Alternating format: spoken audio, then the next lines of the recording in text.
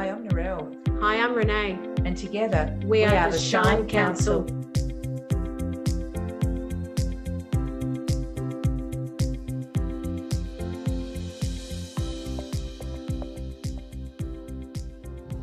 Hi, I'm Narelle. And hi, I'm Renee. And together, we are the Shine Counsel.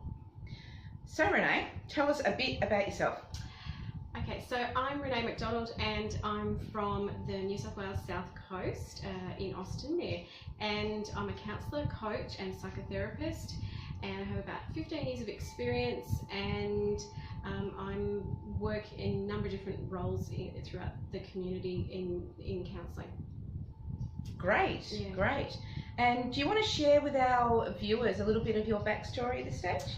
Okay, so what do you want to know? There's lots of stuff there. Well, what got you into this line of work? Okay, so first up, I became a counsellor in my early to mid-20s after I'd worked straight from school in media arts and the entertainment business. And so I got in, unfortunately, through a failed relationship, and there was, with that particular partner, there was a lot of drugs and all sorts of things like that, and I started going to my own counselling because I had a bit of a breakdown, and I went to my own counselling and I found that really I thought maybe I can do this myself, and so I don't think I've really ever looked back from there. So that's kind of how I got into this. Then went off and studied, worked in the community for a while, and then from there I've now become a private practitioner and been in private practice for about 11 years now. Wow. Great story, great story. And so we now want to know about you, Narelle. Okay, well, I'm Narelle Shill. I actually started out in a corporate career, but a bit about what I do now first of all. I am a counsellor. I have qualifications in specifically transactional analysis. I help people with personal problems. I help people with business stuff, so I coach and mentor as well. I'm also a polarity therapist. That's interesting. I know a lot of people might know what a counsellor is. Can you tell me a bit more about polarity therapy? Yeah, so polarity therapy is actually based in a lot of ancient wisdom. So in a nutshell, I like to refer to it as acupuncture without the needles.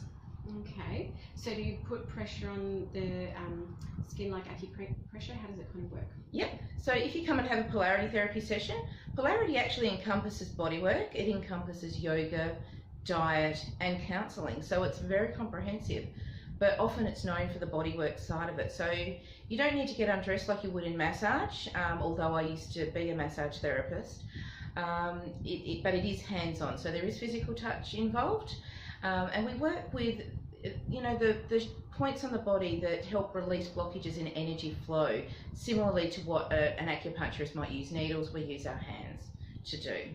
Okay, so there's some pressure with the hands, and how much pressure is that?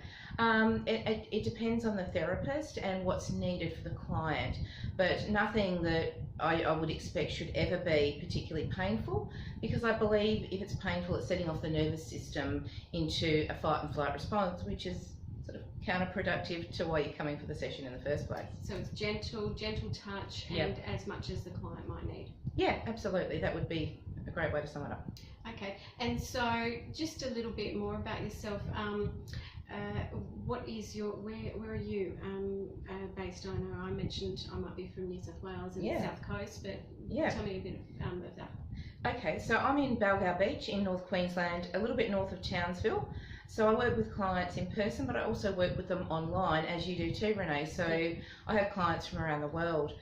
Really, probably not dissimilar to yours in that my career direction came out of a bit of a tragic situation. So when I was in my late teens, I was involved in a nasty car accident and got quite sick after that, not with just injuries, but with glandular fever that became protracted and chronic fatigue. I managed to get on my feet with the help of natural therapies, because nothing else helped me, and counselling.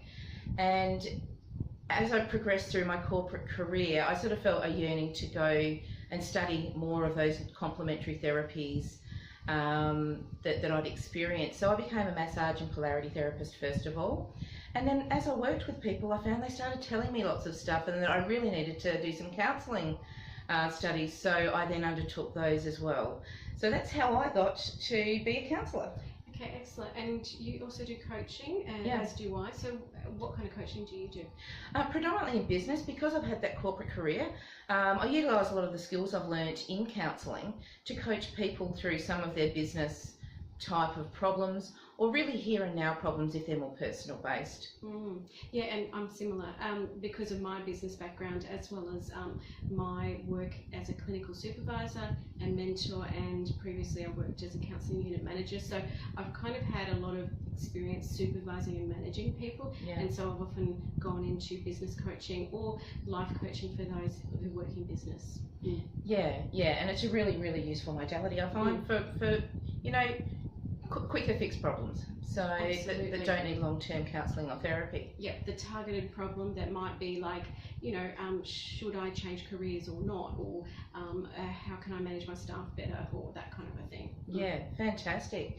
So I guess what we should do now is tell our viewers what the Shine Counsel is and what we're about. Absolutely. So do you want to get started with that? Okay, so the Shine Counsel, we came together because we were on a lot of different social media groups. There's a lot of social media groups out there for business, and we met through social media groups. We didn't even know each other first, and I think that's really good for everyone here to hear that. So, you know, we've sparked up a business partnership through just meeting each other online, and now we've met in person some, you know, year later after striking up a friendship.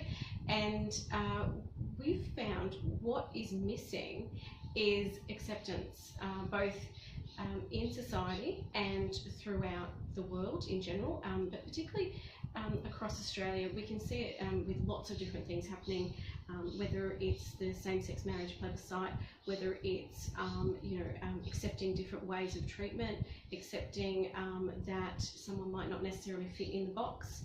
And I think that's what we're going to be talking to with lots of our different guests over the time that we spend on our podcast in particular. Yeah.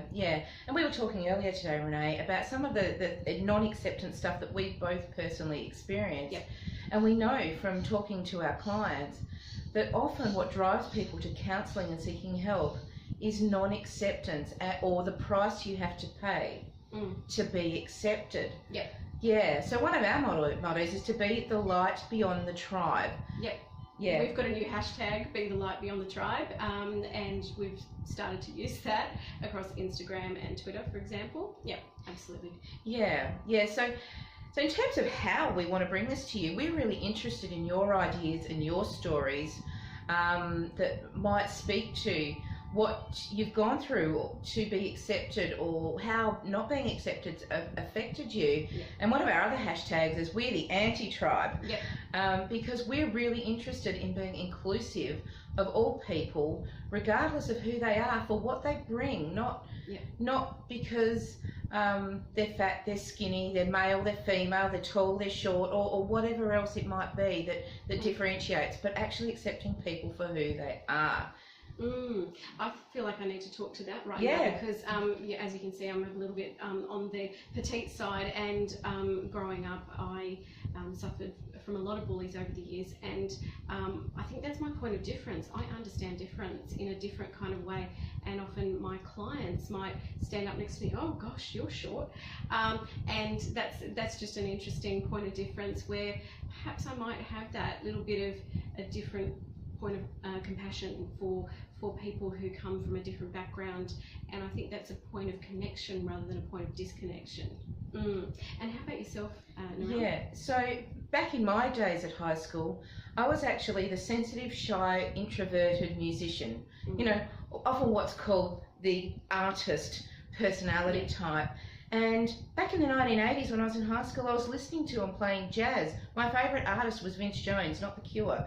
And I got bullied a lot at school, to the point where I was actually physically assaulted and king hit. So I had a lot of difficulties going through school with being bullied for being different. And coming through that, and when I talk about the price you pay for acceptance, it's how much do you compromise yourself for the tribe to accept you. Or if you're talking in terms of Jung's work, the prostitute archetype. How much do you have to prostitute the very essence of who you are? And for both Renee and Yeah. I know that this has been a point of discussion, and it's actually been a way of us, as Renee said, to connect, a really great point of connection. Yeah. So I'd like to maybe move us on to sort of how we are going to work and do that in the context of the Shine Council. Yep. So do you want to fire away with that? Yeah, so we've got some really good people who've come on board and said, yeah, they'd love to join us for our podcast, and they'll be our, one of which in particular will be our guest resident expert, and he comes from a very different background, and that's Dr. Gavi Ansara, and he really is going to open our eyes to lots of the ways that people coming from a different background, whether they're traumatized or whether they come from a poly relationship, or they come from the LGBTIQ community. There's so many different types of people he will be talking about when we interview him, and you're really going to love what he has to say. I think he has a lot to say in terms of how we can connect to each other, and it's just coming from that place of acceptance, really. Yeah, and love, I think, too, and self-love. So I'm really excited to talk to Gavi more. I've actually met Gavi recently, and he is an absolute wealth of knowledge. So I'm really looking forward to that. So if you'd like to hear more, please subscribe to our podcast. Absolutely. Our next episode, it will just be Renee and I. Yes. And we've got some really, really exciting stuff to talk about, like the prism effect, the panopticon, which Michelle Foucault spoke about.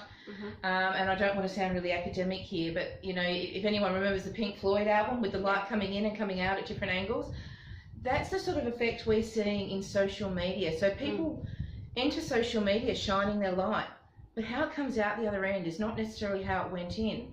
Sometimes it's amplified, sometimes it's dull, sometimes it's bent out of shape, and that's really interesting stuff to get into, and I'm really actually quite excited for that conversation. Yes, I am too, and that will be next time. But the other thing I think is really important to mention about that is how much people end up still fitting into tribes within social media in general. And so it's another reason why we've started this podcast, is just the noticing of people still get into those tribes, and then what actually happens, and what happens to the people who are different.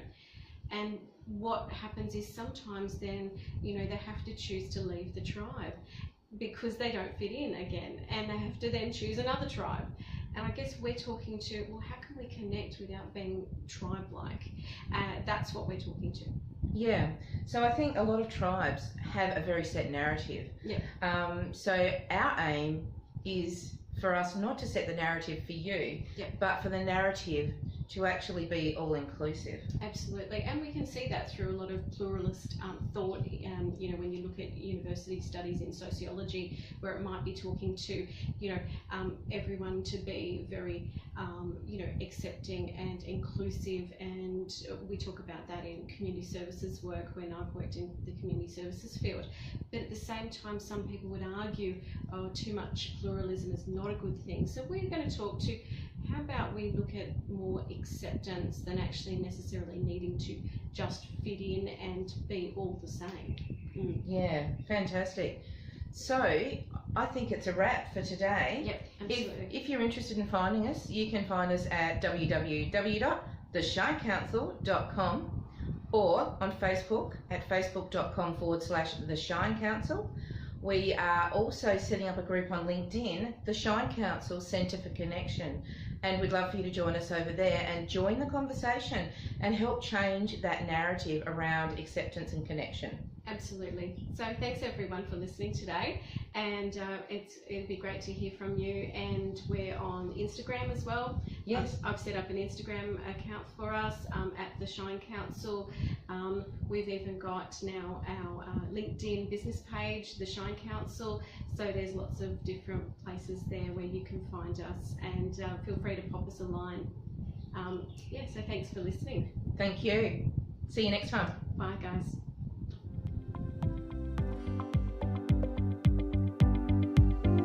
Thanks for listening in to this episode of the Shine Council podcast. Okay, you can find us on social media at the Shine Counsel. That's the @ symbol, the Shine Counsel, on Twitter, on Instagram, and at Facebook. So on Facebook, we are facebook.com/the Shine Counsel. And you can also find us over on LinkedIn, the Shine Counsel as our business. And then we've also got the Shine Counsel Centre for Connection in the groups area on LinkedIn too. Hope to see you there. Thanks for listening, and bye for now.